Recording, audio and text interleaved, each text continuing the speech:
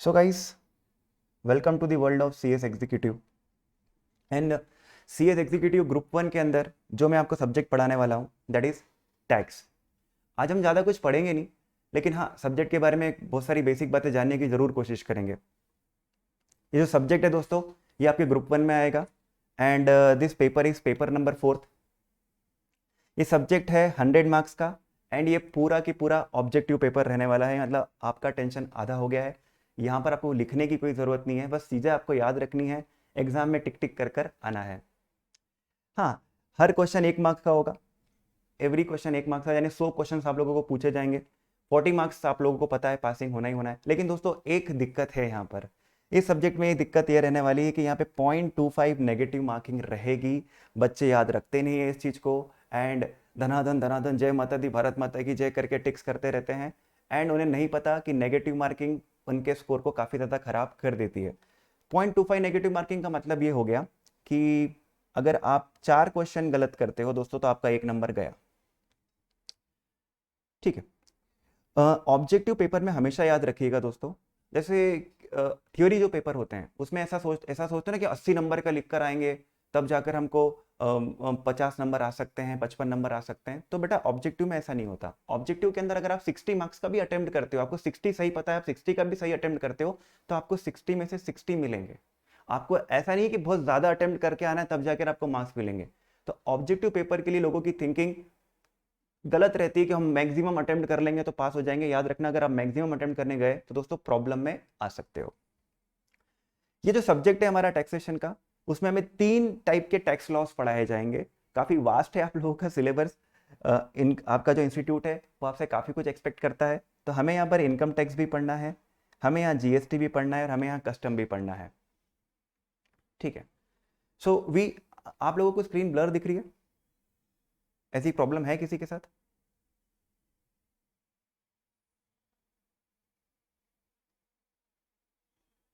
अच्छा प्रिया जी, बाकी लोगों के साथ प्रॉब्लम नहीं है, आप एक काम करिए, आप रीज्वाइन कर लीजिए, प्रॉब्लम दूर हो जाएगी।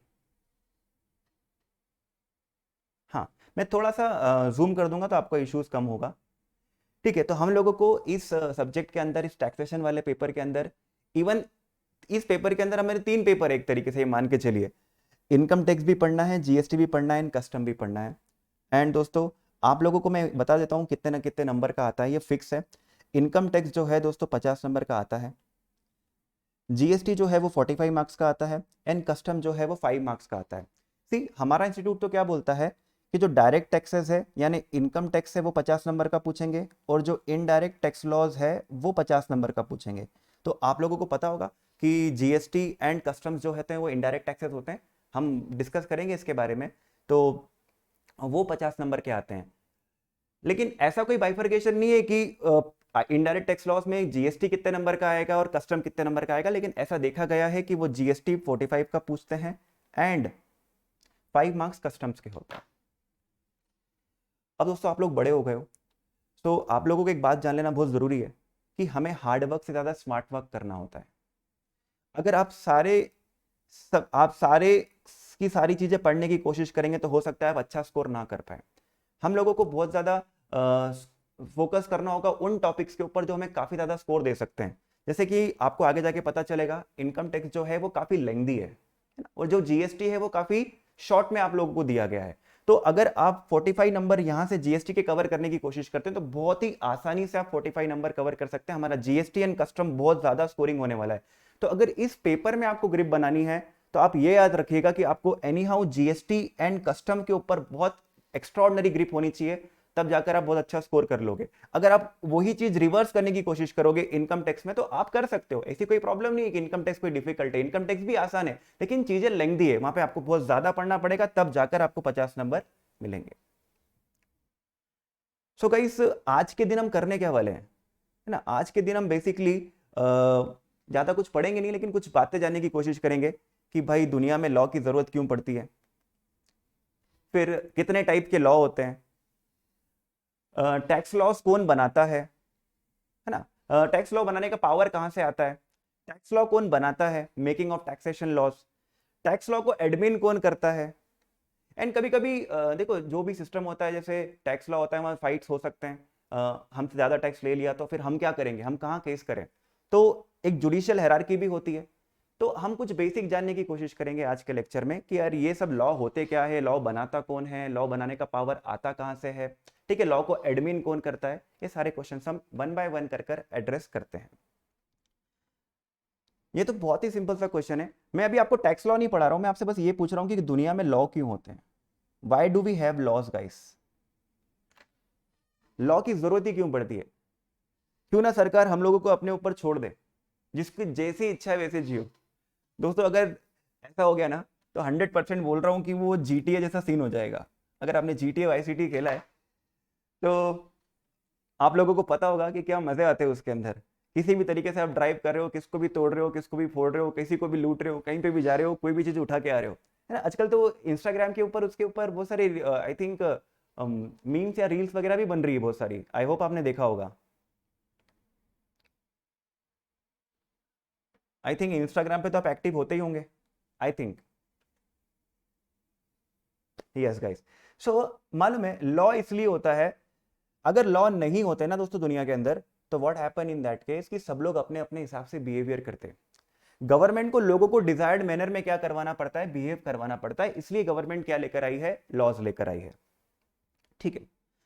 Law creates an a clear understanding of the expected behaviour. Law से ये पता रहेगा कि आपको किस सोसाइटी में किस तरीके से बिहेव करना है। In the absence of law there will be situation of anarchy. Anarchy का मतलब यह है सब अपने अपने हिसाब से बिहेव करेंगे, जिसको जैसा रहना है वो वैसे रहेगा। इससे कुछ लोगों को प्रॉब्लम भी हो सकती है। अच्छा, लॉ में गवर्नमेंट क्या करना चाहती है कि जो सब लोगों को डिजायर्ड मैनर में बिहेव करवाना चाहती है। तो बिहेवियर ऑफ, अगर हम लॉ होते हैं तो उससे होता क्या है, behaviour of individual correspond to what is acceptable to majority of the individual. इसका मतलब ये है कि लॉ मतलब ये है कि यार मेजोरिटी ऑफ पीपल जो कर रहे हैं वो आपको भी करना है। लॉ बनाना ही काफी नहीं होता दोस्तों। लॉ गवर्नमेंट ने बोल दिया कि आपको ये करना है, तो हो सकता है कि फिर भी कुछ लोग करें नहीं, तो उसको प्रॉपरली एनफोर्स कराने के लिए लॉ के अंदर पनिशमेंट भी होती है। तो लॉ इसलिए बनाए गए हैं कि लोग डिजायर मैनर में बिहेव करें, नहीं तो फिर आपको पनिशमेंट दी जाएगी। दोस्तों जो लॉ होते हैं ना, लॉ वो दो टाइप के होते हैं, आपने सुना होगा। एक होता है सिविल लॉ और एक होता है क्रिमिनल लॉ। हमें CS लेवल के ऊपर क्रिमिनल लॉ से लेना देना नहीं है। जब भी इंसान कोई क्राइम करता है तो उसको पनिश करने के लिए, कोई चोरी करता है, कोई मर्डर करता है ना, तो उसको पनिश करने के लिए जो लॉ बनाया गया है दैट इज क्रिमिनल लॉ। इसका लेना देना हमारे से नहीं रहेगा। हाँ, आपने सुना होगा ना CS प्लस LLB करते हैं तो एक एड ऑन रहता है। तो दोस्तों अगर आप CS प्लस LLB करते हैं तो आपको बहुत सारे लॉ का नॉलेज रहता है, क्योंकि जो हमें CS में ज्यादा पढ़ाए जाते हैं वो सिविल लॉज होते हैं। सिविल लॉज वो लॉ कहलाते हैं जो सोसाइटी को, बिजनेस को गवर्न करने के लिए बनाए गए हैं। तो वो लॉज जो कि सोसाइटी एंड बिजनेस को गवर्न करते हैं that are called as the civil laws. And वो लॉज जो पनिशमेंट देते हैं क्राइम करने पर, तो उसे कहते हैं क्रिमिनल लॉज। सिविल लॉस अगर आप देखेंगे, civil laws these are the laws to govern the business, society and to collect the revenue. ये लॉ क्यों बनाए जाते हैं, ताकि बिजनेस को अच्छे से गवर्न कर पाए, पार्टनरशिप में झगड़ा ना हो, इसलिए पार्टनरशिप एक्ट बनाया गया। कंपनीज ढंग से रन हो पाए, इसलिए कंपनीज एक्ट बनाया गया। तो बिजनेस को ढंग से रन करने के लिए दोस्तों जो लॉ बनाए जाते हैं वो सिविल लॉस में आते हैं। सिविल लॉस में 3 टाइप के लॉ होते हैं। एक तो होता है बिजनेस लॉ, एक होता है सोसाइटी लॉ। सोसाइटी को भी कभी कभी गवर्न करना पड़ता है। गवर्नमेंट ने ट्रैफिक कंट्रोल एक्ट बना रखा है ट्रैफिक को कंट्रोल करने के लिए। तो जैसे बिजनेस को कंट्रोल करना पड़ता है, वैसे सोसाइटी को भी कंट्रोल करना पड़ता है। Country and township planning act, कि लोग किस तरीके से घर मकान वगैरह बनाएंगे, किस तरीके से टाउनशिप वगैरह का डेवलपमेंट होगा, तो सोसाइटी को गवर्न करना है, तो उसके लिए भी गवर्नमेंट ने क्या बना दिया, एक्ट बना दिया। एंड देश चलाने के लिए दोस्तों पैसा भी चाहिए होता है, तो इसलिए गवर्नमेंट ने रेवेन्यू लॉज भी बनाए। तो अब आप समझ रहे होंगे कि जो हमारा टैक्स लॉज है वो कहां एग्जिस्ट करता है। 2 टाइप के लॉ होते हैं, civil law and criminal law. And civil law का एक पार्ट है रेवेन्यू लॉ। गवर्नमेंट को देश चलाने के लिए पैसा चाहिए, एंड वो पैसा गवर्नमेंट के पास कहां से आएगा, टैक्सेस के थ्रू आएगा। अच्छा, गवर्नमेंट के पास क्या क्या ऑप्शन अवेलेबल होते हैं, क्या क्या ऑप्शन अवेलेबल होते हैं अर्न करने के। देखो भाई, एक ऑप्शन तो ये है अर्न करने के लिए कि साहब गवर्नमेंट खुद बिजनेस कर ले। तो गवर्नमेंट अपनी कंपनीज, डिपार्टमेंट्स वगैरह रन करते हैं, वहां से पैसा अर्न करते हैं। एक तरीका ये है कि साहब लोन ले ले, वर्ल्ड बैंक वगैरह बैठे उनसे क्या ले ले, लोन ले ले। एक तरीका ये है कि गवर्नमेंट नोट प्रिंट कर ले, करेंसी प्रिंट कर ले। और एक तरीका यह है कि गवर्नमेंट क्या ले ले, टैक्स ले ले। दोस्तों गवर्नमेंट बिजनेस करती है, लेकिन आपको पता है गवर्नमेंट किस तरीके से धंधे कर रही है। अभी आपने सुना होगा गवर्नमेंट पूरा के पूरा डाइवेस्टमेंट करने वाली है, अपने प्राइवेटाइजेशन, वो जितनी भी होल्डिंग्स वगैरह है बहुत सारी कंपनीज में छोड़ने वाली है, एंड सबको प्राइवेट होल्डर्स को देने वाली है। तो भाई गवर्नमेंट ढंग से बिजनेस तो कर नहीं पा रही है। हाँ दोस्तों, सरकार ने ऑलरेडी इतना लोन ले लिया कि फिर और कोई सरकार को लोन देने के लिए रेडी नहीं बैठा है। पैसा प्रिंट करना एक ऑप्शन है, लेकिन दोस्तों मुझे बताओ, आप मुझे बताओ कि पैसा प्रिंट करना एक ऑप्शन, ये आपको सारी पीडीएफ मिल जाएगी, डोंट वरी। आपको अभी ये कोई लिखने वाली चीज नहीं दोस्तों, आपको सिर्फ सुनना है आज। ये कोई एग्जाम में कोई पूछने वाली चीज नहीं, एक बेस हम क्रिएट कर रहे हैं हमारे सब्जेक्ट मैटर के रेस्पेक्ट में। जो लिखने वाली चीज आएगी आपको एम्पल अमाउंट ऑफ टाइम मिलेगा लिखने के लिए। आप मुझे बताइए कि सरकार नोट प्रिंट क्यों नहीं कर लेती यार? करो ना प्रिंट, भारत सरकार दनादन दे दनादन दे दनादन नोट प्रिंट करते जाए, मजा आ जाएगा। और सबको बांट दे, आपको ही बांट दे, मेरे को ही बांट दे, टेंशन ही खत्म।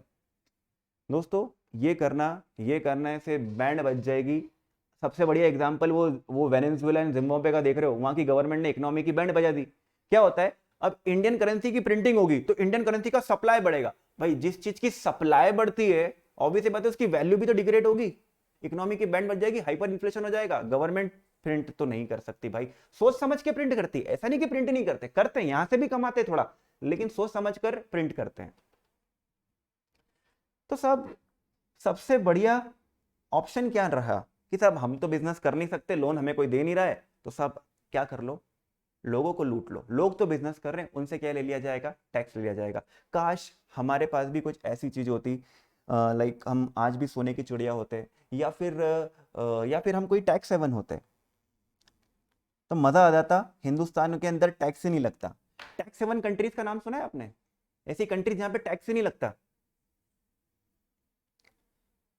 आई थिंक दुबई, जहां पर इनकम टैक्स नहीं है,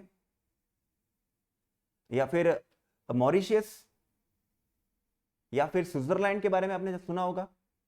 तो ऐसी कुछ कंट्री यहां पे टैक्स नहीं लगता। क्यों नहीं लगता, आप मुझे बताओ क्यों नहीं लगता?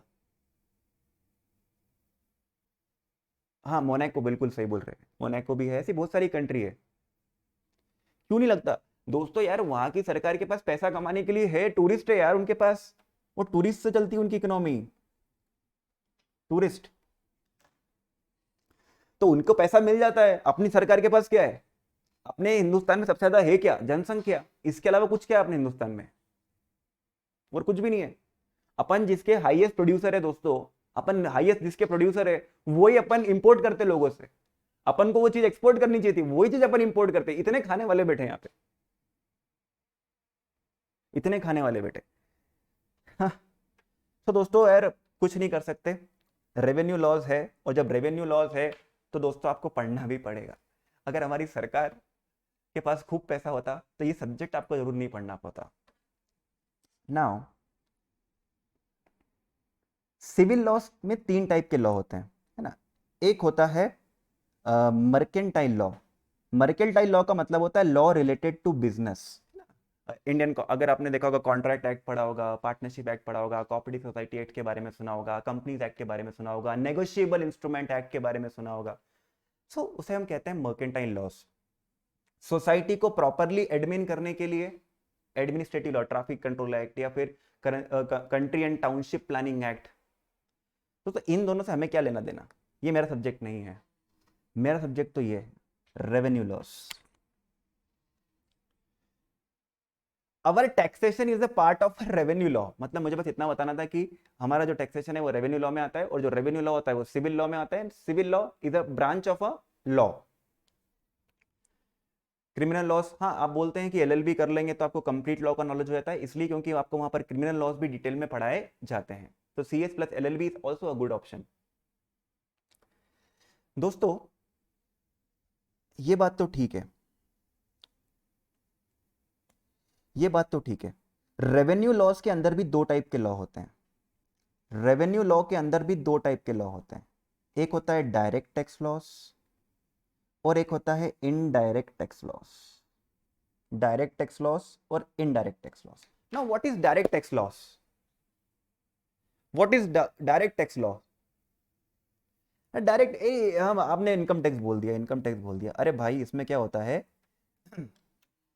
सुनो, दो चीजें होती है, दो चीजें होती है, याद रखना। एक होता है liability to pay tax, liability to pay tax, और एक होता है बर्डन। ये दो वर्ड ध्यान से सुनना, लाइबिलिटी टू पे टैक्स और बर्डन। जो डायरेक्ट टैक्सेस होते हैं ना, उसमें क्या होता है, लाइबिलिटी भी एक ही इंसान पे होती है, बर्डन भी एक ही इंसान पे होता है। जैसे for example if I am earning the income, तो गवर्नमेंट को टैक्स पे करने की लाइबिलिटी मेरी है, लाइबिलिटी भी मेरी होगी, एंड बर्डन मैं आपसे नहीं मांग सकता हूं कि मेरे को इनकम टैक्स पे करना है, आप मुझे टैक्स दे दो, ऐसा नहीं हो सकता। मेरी इनकम है, मुझे ही क्या करना पड़ेगा, टैक्स पे करना पड़ेगा, तो बर्डन भी मेरे ऊपर है, मैं किसी से कलेक्ट नहीं कर सकता टैक्स। तो जब भी ये दोनों चीजें सेम पर्सन पर हो, लाइबिलिटी भी और बर्डन दोनों सेम पर्सन पर हो, तो उसे कहते हैं डायरेक्ट टैक्स। लेकिन दोस्तों इनडायरेक्ट टैक्स में क्या होता है तो ये दो ही चीज ही, liability and burden. Liability to pay tax, government को टैक्स देने की लाइबिलिटी किसकी होती है, शॉपकीपर की, वेंडर की, शॉपकीपर की, या जो आपको सर्विस प्रोवाइड कर रहा है उसकी। लेकिन वो अपनी जेब से पे नहीं करता है, वो कस्टमर से कलेक्ट करता है। जब भी बिल बनाता है तो बिल में एड ऑन करता है टैक्स, एंड वो कलेक्ट करता है बिल की अमाउंट जो टोटल आती है उसके पास, उसमें से अपना पोर्शन अपने पास रखता है, जो टैक्स का पोर्शन है वो गवर्नमेंट को पे करता है। तो लाइबिलिटी तो शॉपकीपर के पास थी, लेकिन बर्डन, बर्डन जो था वो कस्टमर पर था। तो एक तरीके से ये इनडायरेक्टली आपने गवर्नमेंट को क्या किया है, टैक्स पे किया है। That is what is the indirect tax loss. ये दो वर्ड याद रखेंगे आप कि लाइबिलिटी टू पे किस पे है, बर्डन किस पे है। दोनों एक ही पर्सन पर है। मैं आपसे ये नहीं बोल सकता कि आप मुझे फीस दो, फीस के साथ मेरा इनकम टैक्स जो लगने वाला है वो भी दो। इट इज नॉट लाइक मेरा इनकम टैक्स मेरा, मैं आपसे कलेक्ट नहीं कर सकता, लेकिन जब मैं आपसे फीस मांगूंगा तो ऑब्वियस सी बात है मैं आपसे जीएसटी भी मांगूंगा। तो वो इनडायरेक्ट टैक्स हो गया। तो आपने नाटा एकेडमी को फीस दी, नाटा एकेडमी ने अपनी फीस रखी, जीएसटी जो लिया, जब जीएसटी वाला पोर्शन गवर्नमेंट को हम पे कर देंगे, तो इनडायरेक्टली आपने ही गवर्नमेंट को जीएसटी पे किया है हमारे थ्रू। सो इनकम टैक्स एक डायरेक्ट टैक्स लॉ है, ये तो हमें पढ़ना है। इनडायरेक्ट टैक्स लॉ के अंदर, इनडायरेक्ट टैक्स लॉ के अंदर दो टैक्स लॉस होते हैं। एक तो दोस्तों है, ऐसे तो बहुत सारे हैं, लेकिन एक हट के अब सब जीएसटी हो गया, आपने सुना होगा, goods and services tax and customs. And यही हमारा सिलेबस है, यही हमारा सिलेबस है दोस्तों। ये तीन तीन लॉ में पढ़ने, income tax, GST, custom, 50 number, 45 number, 5 number पूरा objective, 0.5 negative marks, 0.25 negative marks. चलिए, तो सर आप क्या पढ़ाना चालू करोगे, कौन सा एक पढ़ाना चालू करेंगे? दोस्तों मूड पे डिपेंड करेगा, जैसा मूड होगा उससे चालू करेंगे। अभी कुछ और बातें करते हैं। दोस्तों एक बात बताओ, गवर्नमेंट को तो देश चलाना है, देश चलाने के लिए उनको पैसा चाहिए, तो गवर्नमेंट के पास सबसे अच्छा सोर्स क्या है पैसा कमाने का, टैक्स है। तो दोस्तों एक बात बताओ ना, गवर्नमेंट को तो हर मैटर पे टैक्स लगा देना चाहिए, गवर्नमेंट को हर मैटर पे टैक्स लगा देना चाहिए। सब पावन पर्व पे, वैलेंटाइन डे पे, पावन पर्व पे अगर आप बाहर घूमेंगे अपने बाबू सोना के साथ, तो साहब आपको टैक्स देना पड़ेगा। बजरंग दल वाले परेशान नहीं करने वाले, बाहर घूमना है घूमो, लेकिन गवर्नमेंट को टैक्स दे दो। अगर आप सांस लेना चाहते हैं, सांस सांस लेने के लिए आपको टैक्स देना पड़ेगा। क्या गवर्नमेंट किसी भी मैटर पे टैक्स लगा सकती क्या? आपको क्या लगता है, क्या गवर्नमेंट किसी भी मैटर पे टैक्स लगा सकती क्या? दोस्तों ऐसा नहीं हो सकता हिंदुस्तान में। Power to make taxation laws आते कहां से, आते कहां से?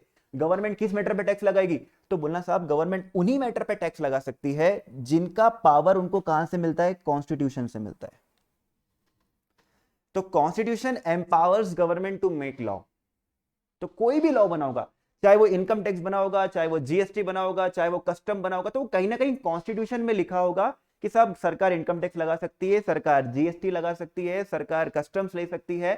तो सरकार ने ये एक्ट बनाए होंगे, अदरवाइज ये पॉसिबल नहीं था। So government can import tax only on those matter which is empowered by the supreme law. Supreme law is the constitution दोस्तों। कॉन्स्टिट्यूशन सारे की सारे लॉस का माई बाप होता है।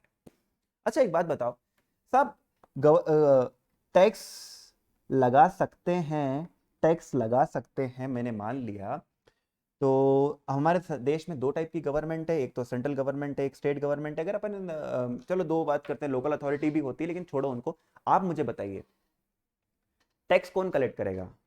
क्या सेंट्रल गवर्नमेंट कलेक्ट करेगी, क्या स्टेट गवर्नमेंट कलेक्ट करेगी? टैक्स कौन कलेक्ट करेगा? कोई सेंट्रल गवर्नमेंट कलेक्ट करेगी, स्टेट गवर्नमेंट कलेक्ट करेगी, या फिर दोनों करेंगे, या कभी ये करेंगे कभी ये करेंगे, कैसा? देखो बेटा, एक बात याद रखिएगा, ये डिपेंड करेगा कि कॉन्स्टिट्यूशन ने पावर किसको दिया है। प्लीज ध्यान रखिएगा, ऐसा नहीं होता कि दोनों कलेक्ट करेंगे, या सेंट्रल गवर्नमेंट ही कलेक्ट करेगी या स्टेट गवर्नमेंट ही कलेक्ट करेगी। Depends upon the power. Constitution ने बोल दिया इस मैटर के ऊपर सेंट्रल गवर्नमेंट टैक्स कलेक्ट करेगी, कॉन्स्टिट्यूशन ने बोल दिया इस मैटर के ऊपर स्टेट गवर्नमेंट टैक्स कलेक्ट करेगी। फॉर एग्जांपल, शराब के ऊपर अगर टैक्स कलेक्ट करने की बात आती है, तो दोस्तों शराब के ऊपर जो टैक्स कलेक्ट किया जाता है वो स्टेट गवर्नमेंट करती है। क्यों? क्योंकि कॉन्स्टिट्यूशन ने वहां पर लिख दिया है। एग्रीकल्चर इनकम हम पढ़ेंगे, एग्रीकल्चर इनकम पे जब इनकम टैक्स कलेक्ट करने की बात आती है, तो एग्रीकल्चर इनकम पे जब इनकम टैक्स कलेक्ट करने की बात आएगी, तो सरकार के, स्टेट गवर्नमेंट के पास पावर है, सेंट्रल गवर्नमेंट के पास पावर नहीं है।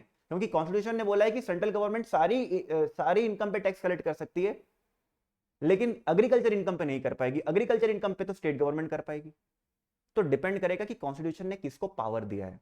तो जब भी अपन कोई एक्ट पढ़ना चालू करेंगे ना, जैसे चाहे हमने इनकम टैक्स पढ़ना चालू करा, चाहे हमने जीएसटी पढ़ना चालू करा, चाहे हमने कस्टम पढ़ना चालू करा, तो हम पहले उसका कॉन्स्टिट्यूशन का पावर देखेंगे कि भाई ये एक्ट कलेक्ट करने का पावर किसके पास है। जिसके पास पावर होगा वो एक्ट बनाएगा, और वो एक्ट बनाकर टैक्स कलेक्ट कर लेगा। तो some laws can be made by central government, है ना, some laws can be made by central government, some laws can be made by state government, and some matter, देखो कुछ मैटर ऐसे constitution ने बोला सब दोनों खेलो, कोई दिक्कत नहीं, तुम भी कलेक्ट करो तुम भी कलेक्ट करो। तो मतलब सेंट्रल गवर्नमेंट भी कलेक्ट कर सकती है, स्टेट गवर्नमेंट भी कलेक्ट कर सकती है। यस गाइस, ऐसा भी हो सकता है। अब पेट्रोल पे ऐसा ही होता है, दोनों कलेक्ट करते, दोनों मजे लेते हैं। स्टेट गवर्नमेंट टैक्स लेती है, सेंट्रल गवर्नमेंट भी टैक्स लेती है। यस, तो होता है कि कुछ मैटर के ऊपर दोनों गवर्नमेंट क्या ले सकती है, टैक्स ले सकती है, नॉट एन इश्यू। सो मैंने अभी तक आपको क्या बताया? लॉ होते हैं, लॉ की दो ब्रांचेस होती है, सिविल और क्रिमिनल। सिविल के तीन पार्ट होते हैं, मर्केंटाइल, एडमिनिस्ट्रेटिव लॉ जो सोसाइटी को एडमिन करने वाला होता है, एंड जो तीसरा होता है वो रेवेन्यू लॉ। सरकार को देश चलाने के लिए पैसा चाहिए तो वो रेवेन्यू लॉ से मिलता है।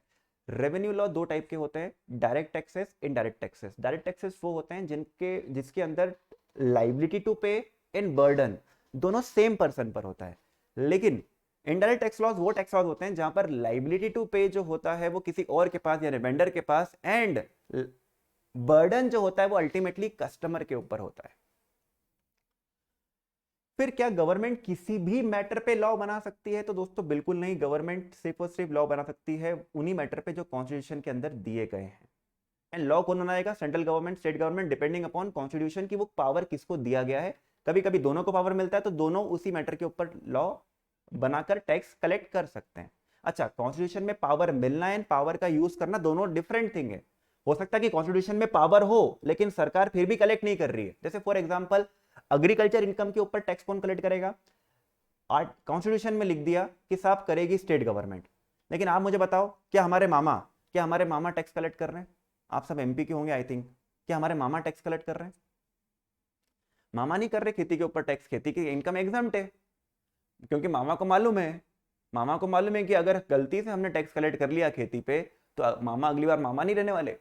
समझ रहे हो आप मेरी बात? तो पावर देना अलग बात है, पावर का यूज करना अलग बात है। अच्छा, आप यूपी से हैं, तो आई थिंक योगी जी, तो योगी जी भी शायद एग्रीकल्चर इनकम पे टैक्स नहीं लेते, किसानों की इनकम पे टैक्स माफ है आई थिंक। पावर है लेकिन फिर भी नहीं ले रहे क्योंकि उनको मालूम है योगी जी को अगली बार भी चुनाव में आना है। आई थिंक चुनाव आने वाले हैं।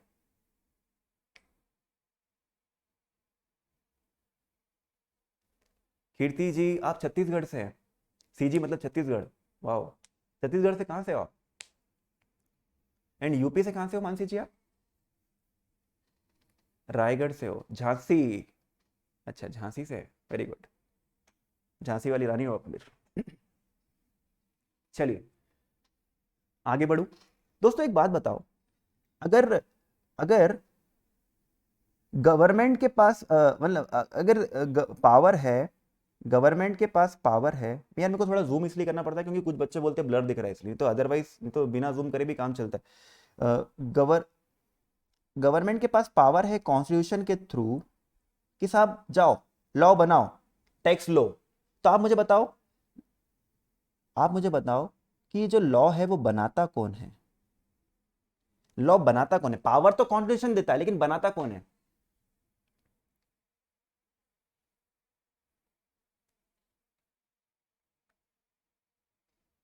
बनाता कौन? ओहो हो, सेंट्रल गवर्नमेंट बनाती है? सेंट्रल गवर्नमेंट बनाती है कि पार्लियामेंट बनाती है? ऑब्वियस सी बात है। दोस्तों याद रखिएगा, जो लॉ बनाने का काम होता है ना, लॉ बनाने का काम वो होता है किसका? पार्लियामेंट का। So laws are enacted by parliament. तो आपको पता ही होगा, लोकसभा होती है, राज्यसभा होती है। पहले बिल पेश होता है, वो बिल लोकसभा में जाता है या राज्यसभा में जाता है, कहीं भी जा सकता है। पहले लोकसभा में जा सकता है, राज्यसभा में जा सकता है, कहीं पे भी जाएगा, कोई दिक्कत नहीं है। दोनों जगह पास हो जाएगा, प्रेसिडेंट की अप्रूवल मिल जाएगी, तो वो बिल जो है वो क्या बन जाएगा? एक्ट। तो हमारे इनकम टैक्स के साथ भी शायद ऐसा ही हुआ होगा, या हमारे जीएसटी के साथ भी ऐसा ही हुआ होगा। हमारा जो जीएसटी का बिल है वो पहले लोकसभा में गया होगा या फिर राज्यसभा में गया होगा, वहां पर पास हुआ होगा, प्रेसिडेंट की अप्रूवल मिली होगी और जीएसटी एक्ट बन चुका होगा। इनकम टैक्स भी ऐसा ही हुआ होगा, पहले वो लोकसभा राज्यसभा जहां पे भी जाना वहां गया, दोनों जगह से पास, प्रेसिडेंट ने अप्रूवल, एंड वो जो बिल है वो बन जाएगा एक्ट। दोस्तों एक बात बताइए, मान लो कि प्रेसिडेंट ने अप्रूवल नहीं दी, तो फिर क्या होगा? What will happen? कि प्रेसिडेंट ने अप्रूवल नहीं दी, तो दोस्तों वो बिल फिर से क्या किया जाएगा? वो बिल फिर से रखा जाएगा लोकसभा में, राज्यसभा में, वहां पे फिर से पास कराया जाएगा। एंड दोस्तों अब प्रेसिडेंट को अप्रूवल देनी ही पड़ेगी। अब प्रेसिडेंट को अप्रूवल देनी पड़ेगी। एक बार मना कर सकते हैं, लेकिन दूसरी बार फिर क्या होगा? वो पूरी प्रोसेस फॉलो करवाएंगे और फिर अगर वहां गया तो फिर उसको साइन करनी पड़ती है। ठीक है। Firstly bill is introduce in both house of the parliament, Lok Sabha and Rajya Sabha. अच्छा, अगर अगर अगर हम बात करते हैं स्टेट गवर्नमेंट की, तो दोस्तों फिर यहाँ पर विधानसभा की बात हो जाएगी ना अलग। अपन अभी अपन को स्टेट गवर्नमेंट के एक्ट नहीं पढ़ने होते हैं, हमें यहाँ पर जो पढ़ाया जाता है वो सेंट्रल गवर्नमेंट के टैक्स सिस्टम ही पढ़ाया जाता है, क्योंकि अलग अलग स्टेट के बारे में पढ़ाएंगे तो बेचारे बच्चे जो यूपी से, जो छत्तीसगढ़ से, उनको एमपी का पढ़ के क्या फायदा रहने वाला। ठीक है। सी, if the bill is passed in both houses of the parliament, will be sent to the president for his approval. If the president assent is obtained, the bill बन जाता है एक्ट। ठीक है। तो दोस्तों क्या हुआ? पावर पहले पहले बताओ कि टैक्स लगाने का पावर कहां से आया? कॉन्स्टिट्यूशन से आया। चलो ठीक है, पावर आ गया। पावर आने के बाद बनाया किसने? पार्लियामेंट में। जब पार्लियामेंट ने बना दिया तो चलाएगा कौन? यानी उसका एडमिनिस्ट्रेशन का ध्यान कौन रखेगा? कोई भी एक्ट, उसका एडमिनिस्ट्रेशन का ध्यान कौन रखेगा? आप मुझे बताओ। यस, ये सारी बातें आपको पता होनी चाहिए। उसकी एडमिनिस्ट्रेशन का गवर्नर नहीं शैलन साहब गवर्नर नहीं। एक्ट बनने के बाद एक्ट का सही से पालन हो रहा है नहीं हो रहा है, दोस्तों इसकी रिस्पॉन्सिबिलिटी सेंट्रल गवर्नमेंट हमारे मोदी जी की होती है। Administration of law, Modi ji is central government का हेड। कौन है? Who is the head of the central government? Modi ji. Modi ji is responsible for कि जितने भी लॉ बने हैं सबका स्मूथ एडमिनिस्ट्रेशन हो रहा है या नहीं हो रहा है, मोदी जी इज रिस्पॉन्सिबल। लेकिन एक बात बताओ, अकेले मोदी जी क्या कर लेंगे? अकेले मोदी जी क्या कर लेंगे? क्या अकेले मोदी जी पूरे हिंदुस्तान के सारे लॉ को संभाल लेंगे? मोदी जी को भाई बाहर घूमने जाना है, भाषण देना है, बंगाल जाना है, उनको उनको गुजरात जाना है, उनको यूपी में जाना है, उनके वहां पर। अब उनको इतने सारे काम है। अब मुझे बताओ वो बैठ कर क्या ये देखते रहेंगे कि यार इनकम टैक्स में ये लेकर आना है, जीएसटी में ये लेकर आना है, उसमें ये लेकर आना है? तो दोस्तों क्या होता है, प्रधानमंत्री जी रेस्पॉन्सिबल है, हमारी गवर्नमेंट रेस्पॉन्सिबल है। आप पढ़िए इस चीज को, central government is responsible of effective administration of law.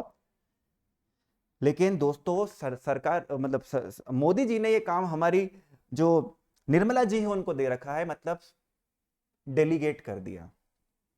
तो central government is responsible, prime minister is responsible.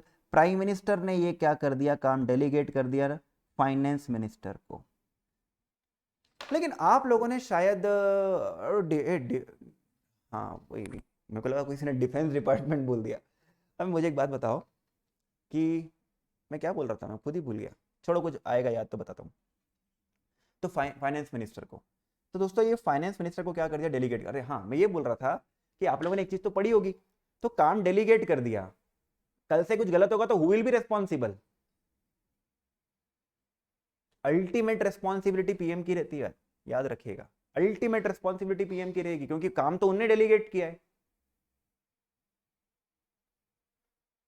Yes, चलिए, तो मतलब एडमिन करने के लिए, अभी एडमिन करने के लिए हम कहां तक पहुंच गए, फाइनेंस मिनिस्टर के पास पहुंच गए।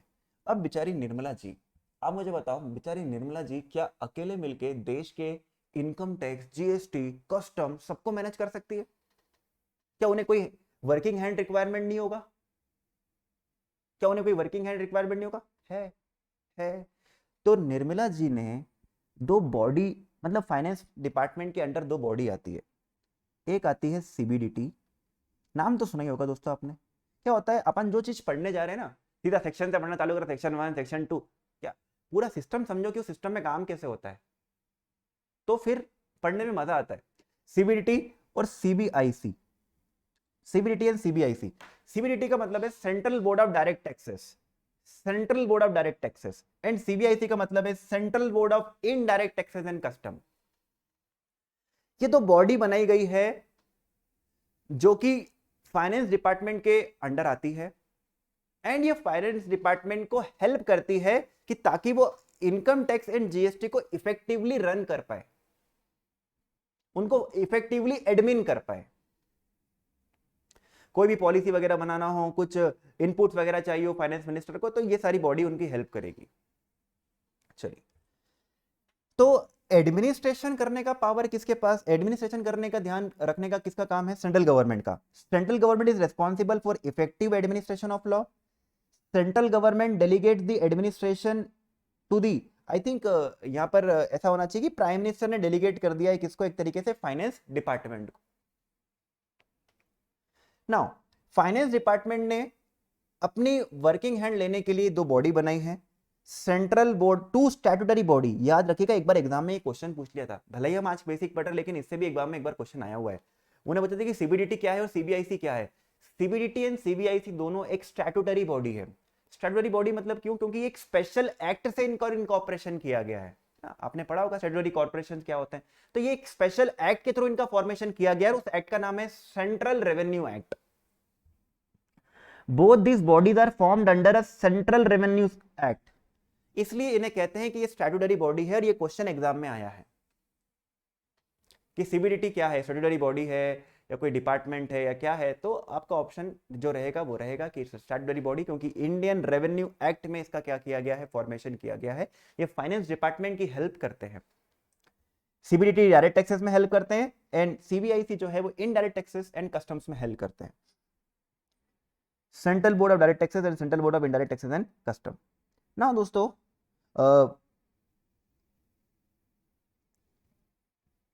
मेंबर्स देखो कितने मेंबर्स है दोनों में, CBDT and CBIC consist of 6 members, CBDT and CBIC consist of 6 member. मतलब यार ये जो सीबीडीटी है इसमें कितने लोग हैं, हजारों लोगों को नहीं भर के रखा है इनने, इनने बोला 6 काफी है, 6 काफी है। 6 member in addition to chairman, मतलब एक चेयरमैन है, एक चेयरमैन अलग है, और उसके अलावा कितने मेंबर होंगे, 6 मेंबर्स होंगे। क्रॉस चेक कर लेते हैं इंटरनेट पे, डेटा सही है कि नहीं, कितने मेंबर होते हैं। ये देखिए आप लोगों के सामने, the CBDT is headed by a chairman and also comprises 6 members, all of them are ex officio secretary, special secretary to the government of India। ठीक है, तो ये 6 मेंबर्स होते हैं और एक चेयरमैन होता है। ऐसा ही सीबीआईसी के अंदर भी है। अब दोस्तों आप कोई ये बात भी याद रखना है, क्वेश्चन ये भी पूछा गया है एक बार एग्जाम में कि जो सीबीडीटी के मेंबर्स होते हैं वो अपॉइंट कैसे किए जाते हैं, how the members of CBDT are appointed. तो आप लोगों ने सुना होगा यूपीएससी, है ना, तो इंडियन रेवेन्यू सर्विस करके एग्जाम होती है, तो आईआरएस के थ्रू इनका अपॉइंटमेंट किया जाता है। तो ये बात याद रखिएगा, एग्जाम में आया है, members of both this bodies are appointed by Indian revenue services. क्या होता है, हम पहले दिन कुछ बेसिक पढ़ते हैं, लेकिन इसका मतलब ये नहीं कि हम पूरा आउट ऑफ द सब्जेक्ट ही पढ़ रहे हैं, something is relevant. Indian revenue services, अच्छा, ऑब्जेक्टिव में ऐसे पॉइंट काफी इंपॉर्टेंट रहते हैं क्योंकि इसके ऊपर ऑब्जेक्टिव फ्रेमिंग काफी आसान होती है, तो वो इसी तरीके से पूछ भी लेता है कि सीबीडीटी के अंदर कितने मेंबर्स होते हैं, सीबीआईसी के अंदर कितने मेंबर्स होते हैं।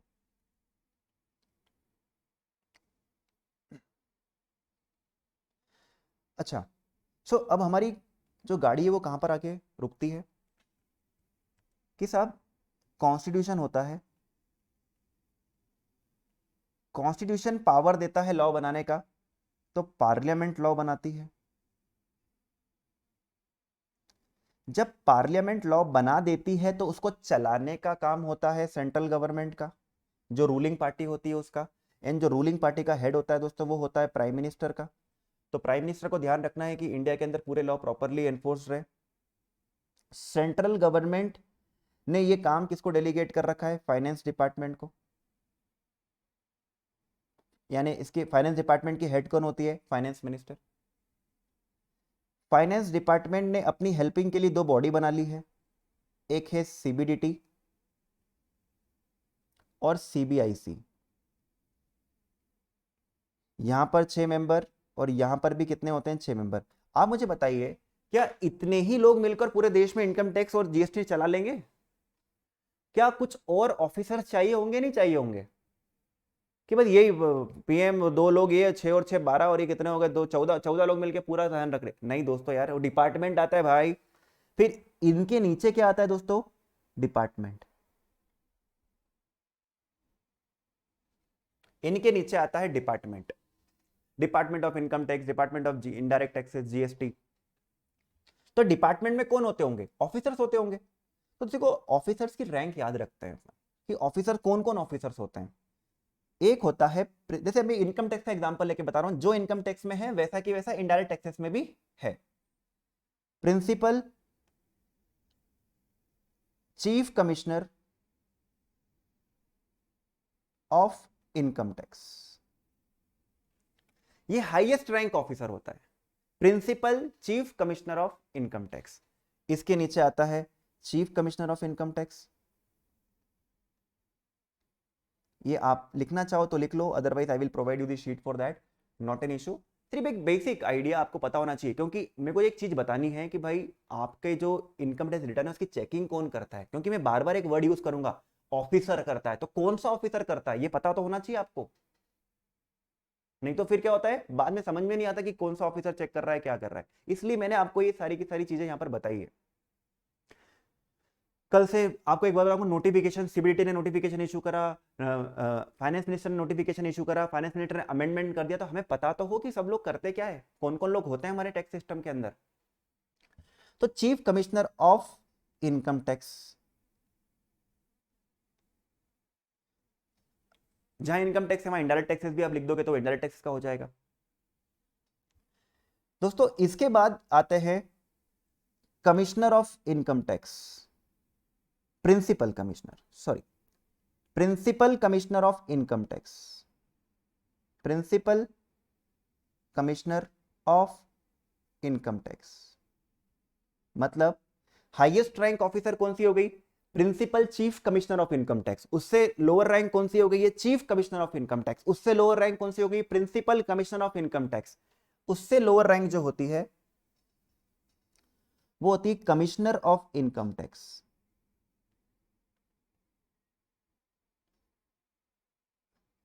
Commissioner of income tax.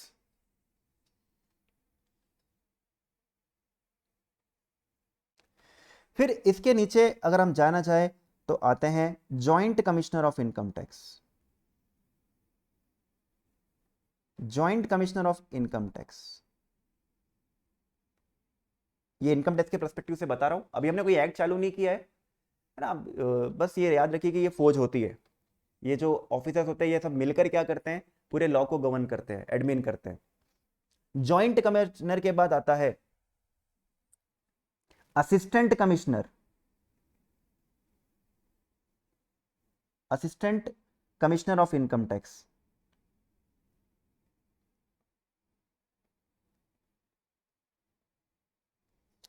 Assistant commissioner of income tax. And दोस्तों फिर इसके ये है, इसके नीचे तो फिर इनकम टैक्स ऑफिसर्स होते रहते हैं। इनकम टैक्स ऑफिसर तो आप देखोगे तो बहुत लोअर रैंक है, मतलब ये तो कुछ रैंक ही नहीं एक तरीके से। जो आईआरएस वगैरह एग्जाम देते हैं ना दोस्तों, तो उनकी जो पोस्टिंग होती है वो यहाँ पे होती है। जो पहली बार पोस्टिंग होती है वो assistant commissioner of income tax पे होती है। फिर धीरे धीरे उनका एक्सपीरियंस के साथ वो असिस्टेंट के बाद ज्वाइंट, ज्वाइंट के बाद कमिश्नर, कमिश्नर के बाद प्रिंसिपल, फिर चीफ कमिश्नर, फिर principal commissioner of income tax बनते हैं। मतलब अगर आपकी भर्ती की जाएगी तो वो इस लेवल पे की जाएगी, फिर आप अपने एक्सपीरियंस से उस बड़ी बड़ी पोस्ट पे पहुंचते जाते हैं। अब दोस्तों आप लोगों ने सुना होगा कि यार इनकम टैक्स का नोटिस आ गया, डिपार्टमेंट का नोटिस आ गया, तो वो नोटिस भेजता कौन है? कौन भेजता है वो नोटिस? दोस्तों वो नोटिस जो है ये तो बहुत ऊपर की रैंक के ऑफिसर है, इनका नोटिस से कोई लेना देना नहीं है। नोटिस भेजते हैं दो लोग, जेसी या फिर एसी, जॉइंट कमिश्नर या फिर असिस्टेंट कमिश्नर। इन दोनों को अपन कह सकते हैं ये असेसिंग ऑफिसर है। एक वर्ड बोलूंगा मैं आपको हमेशा कि यार असेसिंग ऑफिसर, याद रखिएगा, चेक करने वाला ऑफिसर। आप रिटर्न भरते हो इनकम टैक्स का, आप जीएसटी के रिटर्न भरते होंगे, तो उनको चेक करने वाला कोई तो होना चाहिए कि सही भरा नहीं भरा डिपार्टमेंट की तरफ से, उनको कहते हैं असेसिंग ऑफिसर। जो ये जो लोग जो चेक करते हैं उस प्रोसेस को कहते हैं असेसमेंट, उसको कहते हैं असेसमेंट। एंड जिसका असेसमेंट हो रहा है उसको टैक्स की भाषा में कहते हैं असेसी।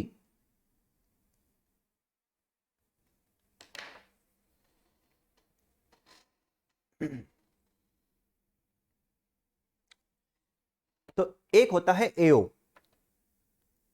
यानी असेसिंग ऑफिसर, एक होता है असेसी जिसकी चेकिंग हो रही है। जैसे मैंने अपना रिटर्न भरा तो मैं असेसी, मेरे वो चेकिंग कर रहे होंगे, तो असेसिंग ऑफिसर। और वो असेसिंग ऑफिसर कौन होगा? असिस्टेंट कमिश्नर या जेसी। छोटे मोटे केस होगा तो असिस्टेंट हैंडल कर लेगा, नहीं तो ज्वाइंट हैंडल करेगा। अब ये डिपार्टमेंट का हेडेक है कि वो किसको केस देते हैं, लेकिन अपने लिए बस समझ के लिए ऐसा याद रख लो कि जो असिस्टेंट कमिश्नर होता है वो छोटे केस हैंडल करेगा, ऑब्वियसली बात है बड़े केसेस जो होंगे वो ज्वाइंट कमिश्नर हैंडल करेगा। अब देखो, जो ये कमिश्नर ऑफ इनकम टैक्स है, कमिश्नर ऑफ इनकम टैक्स क्या करता है मालूम है? ये सारे ऐसी जैसी ने ढंग से काम किया नहीं किया है उनको चेक करता है। फिर ये प्रिंसिपल कमिश्नर क्या करता है कि सारे कमिश्नर ढंग से काम कर रहे नहीं कर रहे उनको चेक करता है। चीफ कमिश्नर सारे प्रिंसिपल कमिश्नर ढंग से काम कर रहे नहीं कर रहे। Finally the principal chief commissioner वो ये ध्यान रखता है कि जो सारे चीफ कमिश्नर है उनने अपनी ड्यूटी फुलफिल करी या फिर नहीं करी। सो अगर मैं इस तरीके से आपको बताना चाहूं कि अगर असिस्टेंट कमिश्नर जो है वो किसके लिए रिस्पॉन्सिबल है मालूम है? ज्वाइंट कमिश्नर के लिए रिस्पॉन्सिबल है। जो ज्वाइंट कमिश्नर है वो किसके लिए रिस्पॉन्सिबल है? कमिश्नर ऑफ इनकम टैक्स के लिए रिस्पॉन्सिबल है। जो कमिश्नर ऑफ इनकम टैक्स है वो principal commissioner of income tax के लिए रिस्पॉन्सिबल है। जो principal commissioner of income tax है वो चीफ कमिश्नर के लिए रिस्पॉन्सिबल है। जो चीफ कमिश्नर है वो principal chief commissioner of income tax के लिए रिस्पॉन्सिबल है। ये प्रिंसिपल चीफ कमिश्नर जो है ये रेस्पेक्टिव बॉडी, स्टेटरी बॉडी, अगर वो सीबीडीटी का हो तो सीबीडीटी के लिए रिस्पॉन्सिबल है। CBDT is responsible to the finance minister, finance minister is responsible to the prime minister, and prime minister is responsible in to the parliament, and parliament दोस्तों in front of constitution. इस तरीके से hierarchy चलती है। In this manner the hierarchy works.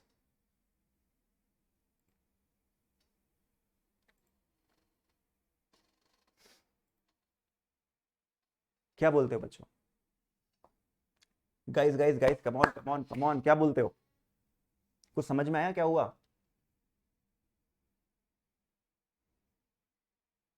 कुछ समझ आया क्या हुआ? गया माइंड में कुछ?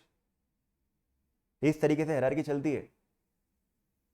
क्या होता है ये बताना इसलिए जरूरी होता है कि भाई नोटिस आया तो आप बोलोगे किसका नोटिस आ गया, कौन भेज रहा है, क्या फाइनेंस मिनिस्टर नोटिस भेजती है, कोई सीबीडीटी नोटिस भेजती है? अरे हट, ऐसी जैसी भेजते हैं नोटिस। और आप बात करते रहिएगा दोस्तों, बात करने से मुझे भी समझ में आता है कि आप लोगों को कितना समझ में आ रहा है। ओके, सो ये पूरी कहानी यहाँ से चालू हुई थी अपनी आज। मैंने क्या बताया था, एक बार समअप कर रहा हूँ जो हुआ। मैंने आपको ये बताया कि कोई भी मैटर पे टैक्स लॉ नहीं बन सकता, उन्हीं मैटर पे बन सकता है जो कहां लिखा हुआ है, कॉन्स्टिट्यूशन में लिखा हुआ है। बना कौन सकता है? पार्लियामेंट। चला कौन सकती है? सरकार।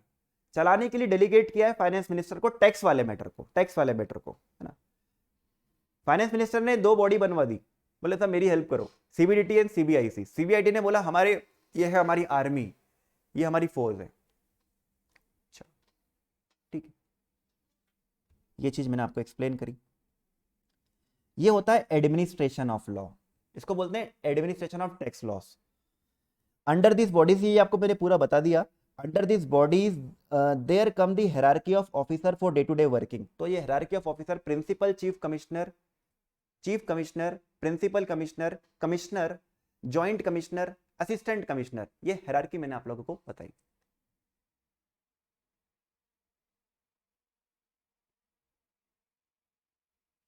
हाँ चलिए, हाँ वो एक डाउट आया, मैं आपको बता देता हूँ।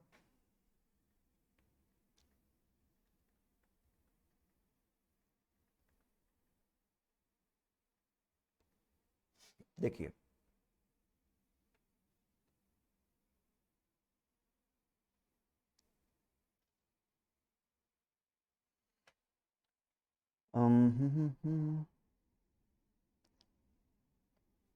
ढूंढने में टाइम जाएगा दोस्तों। मैंने आपको बोल दिया है कि 6 है एंड 6 के अलावा एक चेयरमैन है। चेयरमैन अलग से होता है, चेंज होती रहती है। पहले तो ये 5 की लिमिट थी, अब बढ़ा के उन्होंने 6 कर दी। लिमिट अलग हो जाती है, अलग अलग हो जाती है, अभी भी रिसेंटली चेंज करी। असेसी वाला पॉइंट वापस बताऊं, चलो इधर देखो। देखो बच्चों, जैसे मैंने इनकम अर्न कर रहा हूं, तो मैं अपना इनकम बताऊंगा ना कि मैंने इस साल इतनी इनकम अर्न करी है, तो मैं अपना क्या भरूंगा, रिटर्न भरूंगा। उसको रिटर्न भरना बोलते हैं। तो जब मैं रिटर्न भरूंगा, तो ये रिटर्न किसके पास जाएगा, ये रिटर्न जाएगा डिपार्टमेंट के ऑफिसर के पास। अभी डिपार्टमेंट का ऑफिसर ये चेक करेगा, ये डिपार्टमेंट का ऑफिसर कौन होगा, या तो जेसी होगा या फिर एडिशनल असिस्टेंट कमिश्नर होगा। ठीक है, ये मेरे रिटर्न को चेक करेगा, तो इसको बोलते हैं एओ। एओ मतलब असेसिंग ऑफिसर। जिसका रिटर्न चेक करा जा रहा है, यानी मेरा, यानी वो कहलाता है असेसी, वो कहलाता है असेसी। एंड इस प्रोसेस ऑफ एग्जामिनेशन को कहते हैं असेसमेंट।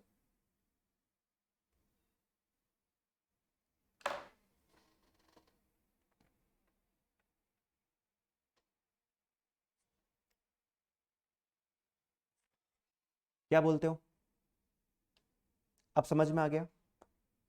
ये बहुत बार वर्ड यूज होगा, असेसमेंट क्या है, असेसी क्या है, एओ क्या है, पता रहा है। असेसमेंट मतलब चेकिंग हो रही है, एओ मतलब कौन जो चेक कर रहा है। अरे होता ना एग्जामिनर, एग्जामिनी, चेक करने वाला एग्जामिनर। ठीक, इधर देखो, लॉ है, लॉ में अपने वर्ड यूज करते हैं। लॉ वाले शेक्सपियर से कम थोड़ी होते दोस्तों, वैसे ऐसे वर्ड यूज करते हैं। अब दोस्तों एक बात बताओ यार, ये जेसी ने मेरी फाइल खोली, मेरा रिटर्न चेक किया, एंड उसने बोला कि साहब आपने तो गलत टैक्स भरा है, आपके ऊपर 1 लाख का टैक्स ड्यू है, आपको भरना ही पड़ेगा। अब बताओ दोस्तों मैं क्या करूं, मैं क्या करूं? मैं तो, अगर मुझे लगता है कि ये तो गलत बोल रहा है, वो गलत बोल रहा है, वो तो क्या करूं अब मैं? जो वो बोल रहा है वो मान लूं, जो वो बोल रहा है वो मान लूं? नहीं दोस्तों, हमारे दोस्त देश के अंदर न्याय व्यवस्था भी है। इफ यू थिंक कि आपके साथ गलत हुआ है, आपकी चेकिंग सही से नहीं हुई है, तो आप जुडिशियल हायरार्की का यूज कर सकते हैं।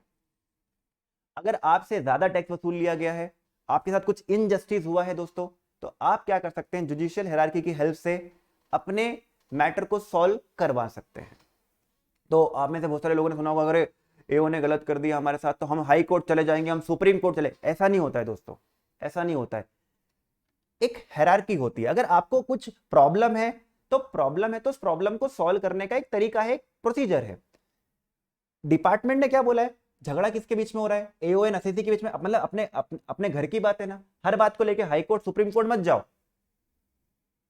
हमने अब एक बंदा बिठा रखा है, हमने एक बंदा बिठा रखा है, उसके पास आप अपील फाइल कर दो, आपका मैटर डिपार्टमेंट के अंदर ही सॉल्व हो जाएगा। बाहर क्यों जाना, क्यों जाना हाई कोर्ट सुप्रीम कोर्ट? तो दोस्तों एक याद रखिए, अगर आप कभी डिससेटिस्फाई होते हैं इनकम टैक्स से किसी ऑफिसर के ऑर्डर से, तो सबसे पहले आप एक अपील फाइल कर सकते हैं, किसके पास, सीआईटी अपील्स के पास।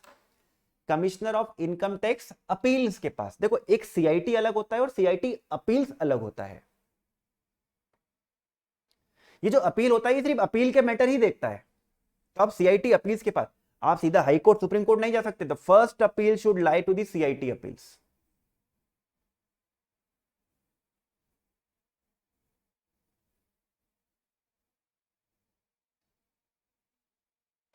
ठीक है, मतलब घर का मैटर पहले घर में ही सॉल्व करिए दोस्तों। एओ, एओ यानी असेसिंग ऑफिसर। एओ मतलब कौन? Assessing officer. यानी ये कौन हो सकता है? ये जॉइंट कमिश्नर हो सकता है या ये असिस्टेंट कमिश्नर हो सकता है। इसने गलत ऑर्डर दिया तो आप कहां जाओगे? सबसे पहले आप जाओगे कमिश्नर ऑफ इनकम टैक्स, किसके पास? अपील्स के पास। आप इसके पास गए, इसने बोला कि नहीं जो एओ ने किया था वो सही किया था, तो फिर आप क्या करोगे? आपको लगता है कि नहीं आपके साथ गलत हुआ है,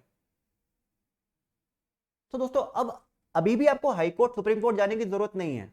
इनकम टैक्स ने अपना ही एक कोर्ट बना रखा है, या इनकम जीएसटी वालों ने अपना एक ट्रिब्यूनल बना रखा है जो सिर्फ इनकम टैक्स एंड जीएसटी के मैटर ही देखेगा। ये कोर्ट ही है लेकिन सिर्फ इनकम टैक्स एंड जीएसटी के मैटर देखेगा। तो आप जाओगे ट्रिब्यूनल के पास। सीआईटी अपील्स के पास से आप सेटिस्फाइड नहीं हो पाए तो आप कहां जाओ? ट्रिब्यूनल के पास जाओ। सर ये आप क्यों बता रहे हो? सर जाने के लिए कैसे जाना है, कितने दिन में जाना है, एंड ऑल दोस थिंग, वो प्रोसीजर नहीं पढ़ा रहा हूं मैं, वो सब जब आएगा सेक्शन तब हम पढ़ेंगे। लेकिन एक मैकेनिज्म देख रहे हैं कि ऐसा होता है, क्योंकि कभी कभी मुझे ऐसा बोलना पड़ जाएगा आप लोगों को, तो फिर आप उस टाइम कंफ्यूज होंगे। तो आपको पता होना चाहिए कि ये क्या हो रहा है। तो सीआईटी अपील्स के पास जाएंगे, नहीं सेटिस्फाई तो कहां जाएंगे? ट्रिब्यूनल। ट्रिब्यूनल ने बोला कि नहीं साहब, जो सीआईटी अपील्स एंड जो एओ बोल रहे हैं वो दोनों सही है। आप बोलते हो कि हमारे साथ तो गलत हो रहा है, नाइंसाफी हो रही है हमारे साथ। तो जेन्यून केस हुआ, अगर जेन्यून केस हुआ, कुछ बहुत बड़ा इश्यू हुआ, तो दोस्तों आप जा पाओगे हाई कोर्ट के पास।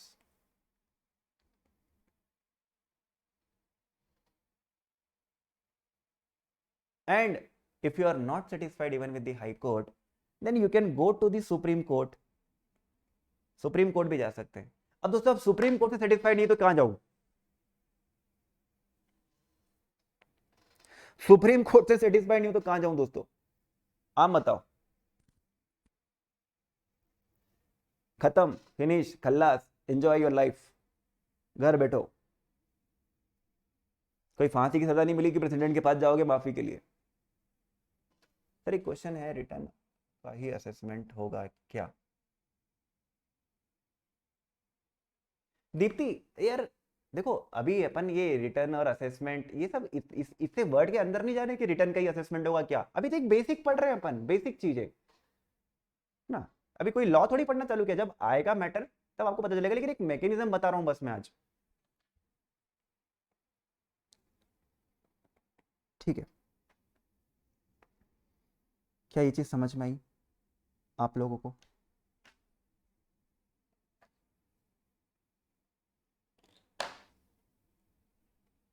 हाँ, so where we stand till yet, दो टाइप के लॉ होते हैं, सिविल लॉ, क्रिमिनल लॉ। इधर देखो फटाफट से, जो पढ़ा है उसको माइंड में बिठा भी लो हाथों हाथ। Civil law, criminal law. Civil law के अंदर तीन टाइप के लॉ होते हैं, mercantile law, administrative law and revenue law. हमको पढ़ना है रेवेन्यू लॉ। टैक्सेशन के अंदर दो टाइप के रेवेन्यू लॉस होते हैं, direct tax loss, indirect tax loss. Burden and liability एक ही पर्सन पे, direct tax law. Burden and liability अलग अलग पर्सन पे, इनडायरेक्ट टैक्स लॉ। कोई भी टैक्स लॉ लगाने का पावर कहां से आता है? कॉन्स्टिट्यूशन। कॉन्स्टिट्यूशन से पावर आया तो बनाएगा कौन? पार्लियामेंट। पार्लियामेंट ने बनाया तो चलाएगा कौन? Central government. वो डेलीगेट किसको कर देंगे? Finance minister. फाइनेंस मिनिस्टर ने दो बॉडी बना रखी, सीबीडीटी, सीबीआईसी। 6 मेंबर, 6 मेंबर, और एक अलग से क्या रहेगा? प्रेसिडेंट। एक अलग से रहेगा चेयरमैन। उनने अपनी ऑफिसर की फोर्स खड़ी कर दी, वो फोर्स का सीक्वेंस आप याद रखिएगा। एंड मैंने बताया कि अगर आप कभी एओ से डिससेटिस्फाई होते हैं तो आप न्याय व्यवस्था का यूज करते हुए अपने प्रॉब्लम को सॉल्व करवा सकते हैं। एंड जो जुडिशियल हायरार्की होती है दोस्तों, वो ये रही आप लोगों के सामने, CIT appeals, tribunal, high court and supreme court. ये अभी मत पूछना मुझसे कि सर कितने और सीआईटी अपील्स के कितने दिन के ऑर्डर के बाद हम वहां जा सकते हैं, कितने दिन में जाने का टाइम रहता है। ये सब जब जरूरत पड़ेगी तब हम सब समझेंगे। चलिए, अब दोस्तों हम चालू जो करने वाले हैं ना, किससे करने वाले हैं?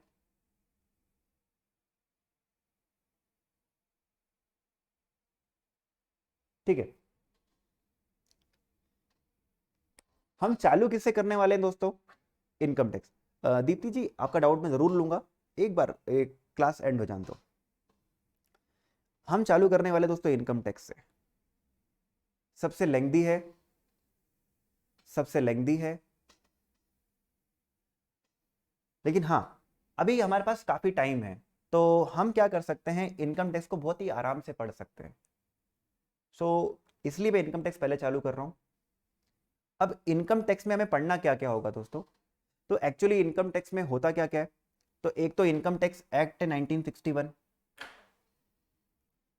तो गवर्नमेंट को पावर होगा इनकम टैक्स लगाने का, तो उनने बिल पास किया होगा और बिल पास करने के बाद उनने बिल को पास करवा दिया, प्रेसिडेंट की अप्रूवल दिला ली, तो इनकम टैक्स 1961 बन गया। ये 1961 में पास हुआ होगा तो 1961 रख दिया इसका नाम। बहुत टाइम हो गया इनकम टैक्स को, पता 50-60 साल हो गए, बहुत पुराना टैक्स लॉ है। जब वही चीजें पुरानी होती ना तो उसके अंदर इतने सारे सेक्शन प्रोविजंस आ जाते हैं, आप सोच ही नहीं सकते, क्योंकि वो अमेंडमेंट हो के चीजें एडअप होती रहती है। तो इसलिए इनकम टैक्स थोड़ा वास्ट तो है, लेकिन पढ़ेंगे दोस्तों। इनकम टैक्स तो पढ़ना है, लेकिन इनकम टैक्स के साथ इनकम टैक्स के रूल्स भी पढ़ना है। ज्यादा नहीं पढ़ना है, थोड़े बहुत रूल्स पढ़ने रहेंगे इनकम टैक्स के। कोई मुझे बता सकता है कि रूल्स क्यों होते हैं? Why there are rules? जब एक्ट बनाया था तो एक्ट में ही सारी बातें लिख दो ना। Why to make rules? Why to make rules? ये रूल्स की जरूरत क्यों पड़ती है? देखो दोस्तों क्या होता है, जब भी एक्ट को अमेंड करवाना पड़ेगा ना तो पार्लियामेंट में जाना पड़ता है। रूल्स को अमेंड करवाने के लिए पार्लियामेंट जाने की जरूरत नहीं है। तो गवर्नमेंट क्या करती है, कुछ बातें जो है वो रूल्स में डाल देती है कि हर बात पे कुंचम कुंचम छोटी छोटी बात के लिए प्राइम मिनिस्टर क्या कर रहे, लोकसभा को राज्यसभा को परेशान करना नहीं। अरे उनके पास बहुत सारे काम है यार, तो वो बातें कहां डाल देते, रूल्स में डाल देते हैं। ठीक है। सो इनकम टैक्स में एक तो पहली बात सुनो, सारी बातें आ नहीं सकती है ना, और कुछ ऐसी बातें जिसमें बार बार अमेंडमेंट की जरूरत पड़ती रहती है तो वो रूल्स में डाल देते हैं, क्योंकि फिर अगर कुछ अमेंडमेंट करना हो तो बार बार पार्लियामेंट की परमिशन लो। इससे अच्छा है कि रूल्स में डाल दो। कुछ नोटिफिकेशन भी हमें पढ़ने होते हैं दोस्तों। जैसे एक्ट तो बन गया, अब एक्ट बन गया तो एक्ट में कुछ अमेंडमेंट आएगा ना, तो अमेंडमेंट कहां से आता है? अमेंडमेंट आता है नोटिफिकेशन के थ्रू। तो कुछ नोटिफिकेशन हमें पढ़ने होते हैं। मेन तो हमें एक्ट ही पढ़ना है, लेकिन ये मैं बता रहा हूँ कि साथ में छोटी मोटी चीजें हमें पढ़नी पड़ सकती है। इनकम टैक्स रूल्स पढ़ने पड़ सकते हैं, कुछ नोटिफिकेशंस पढ़ने पड़ सकते हैं, कुछ सर्कुलर्स हमें पढ़ने पड़ सकते हैं, एंड कुछ केस लॉज दोस्तों, है ना। अगर कोई सुप्रीम कोर्ट का केस लॉ है, कोई हाई कोर्ट का केस लॉ है, तो एक तरीके से सबके ऊपर बाइंडिंग होता है। तो ये चीज भी हमें इनकम टैक्स में पढ़नी पड़ती है। तो सिर्फ एक्ट ही नहीं पढ़ना होता, एक्ट के साथ ये सारी बातें भी हम लोगों को करनी होगी। हाँ, लेकिन हमारा पूरा फोकस इसके ऊपर होगा। आपकी जो एग्जाम है ना, आपकी जो एग्जाम है वो ये बोलती है कि हमें इनकम टैक्स का वर्किंग नॉलेज चाहिए। आपकी एग्जाम में वर्किंग नॉलेज चाहिए, इसका मतलब यह है कि जो पेपर है उसकी डिफिकल्टी लेवल हाई स्टैंडर्ड नहीं होगा, उसका डिफिकल्टी लेवल बहुत ही लो होगा, बहुत ही लो होगा उसका डिफिकल्टी लेवल। क्यों? क्योंकि उन्हें खुद लिख के दिया है मॉड्यूल के अंदर कि we are expecting only working knowledge. तो आपका पूरा फोकस किसके ऊपर होना चाहिए? एक्ट के ऊपर होना चाहिए। ये सारी बातें पे ज्यादा जो जरूरी होगा, जो बहुत ही इंपॉर्टेंट होगा, वो हम जरूर डिस्कस करेंगे। एंड दोस्तों इनकम टैक्स एक्ट जब हम पढ़ते हैं तो साथ में एक चीज और पढ़नी पड़ती है, वो है finance act, that is budget. Finance act यानी बजट के बारे में पढ़ना पड़ता है, क्योंकि आपको आपने सुना होगा कि जो भी टैक्स रेट्स वगैरह होती है, जो टैक्स में अमेंडमेंट्स वगैरह लेकर आए जाते हैं, वो फाइनेंस एक्ट यानी बजट के थ्रू लाए जाते हैं। तो इनकम टैक्स के साथ साथ हमें कुछ बजट की बातें भी पढ़नी होती है, फाइनेंस एक्ट की बातें भी करनी होती है। तो हम इनकम टैक्स से दोस्तों क्या करेंगे, स्टार्ट करेंगे कल से।